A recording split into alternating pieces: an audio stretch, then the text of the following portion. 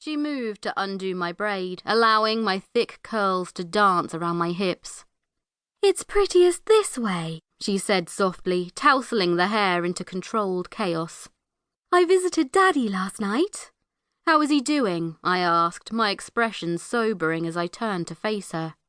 My father, Tom Morris, the ex-cop, had been battling cancer in the mortal realm. Once we had a Fey healer assess him, they were confident that they could rid him of it, though it would be a process. The past 2 days he had spent all of his time in the hospital wing of the Grand Castle. His gaunt cheeks that had stuck out like sharp countertop edges were now filling, bringing his face into its previously handsome state. His haggard, cracking lips were plumping and regaining a blush, making his smile look less and less eerie with each passing day. "He is doing very well," Ava smiled sadly, adjusting her sky-blue gown. "The healing takes it out of him, though. He sleeps most days. It worries me, Eden. What if they are doing more harm than good?" "They would never do that, Ava." I lifted a hand to caress the delicate face of the 18-year-old, giving her my best smile. She threw her hands around my waist and buried her face into my chest. Understandingly, I ran my fingers through her soft hair, watching as the sunbeams danced through it.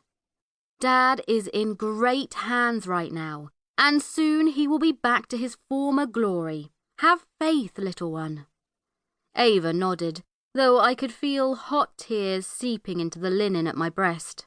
A thought flitted through my memory that I should mention to her that her father was not mine, at least not biologically. Once she pulled her head back and I could see the wet streaks trailing her heart-shaped jaw, I knew that it was not the time. As I swept a thumb across her face to clean the tears, the door groaned open, exposing the commander of the guard. "It is time, Lady Eden," Azriel said, in a voice as deep as his lovely skin. His liquid gold eyes flicked from me to Ava. She quickly turned to mop the remaining droplets from her chin. Squaring my shoulders, I gave her a tender pat before strolling alongside the knight, turning to give Ava a small wave before pulling the door closed behind me. I hated to leave her that way. She hadn't made any friends in her new home, and I made a mental note to mention it to her after whatever today brought. "Is everything all right with Lady Evangeline?" Azriel surprised me with the question. Not that he wasn't a caring person, but because he didn't usually make small talk when we travelled the lavish hallways together. My eyes locked onto the thick sapphire runner that had been rolled the length of the hall. The grey stones beneath it were expertly constructed, not a single one out of place or dusty.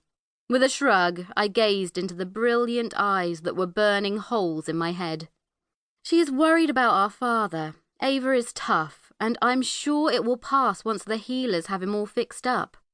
I wish I could do it to speed the process, but my witchy powers don't work when I want them to, it seems." A thoughtful expression passed over his perfectly proportioned face, his wide nostrils flaring a little. "In time you will harness the spells," he said matter-of-factly. "You have already done much more than you should be able to, given that you were not raised with proper training." "Proper training?" I snorted. I hadn't been raised with training at all, or even the knowledge of what I was. What my mother had been. Azriel gave me a rare smile, one that looked beautiful on him. I absently thought that he should do it more often, forgetting that he could read thoughts. "You think I'm beautiful?" he teased. Another rare occurrence. We turned down another corridor, getting closer to the council room. My heart started to thump faster in anticipation of what lay ahead. "Not as much as Ava does," I said, wishing I hadn't.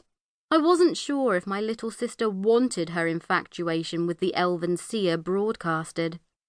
Well, it was out there, nothing I could do about it.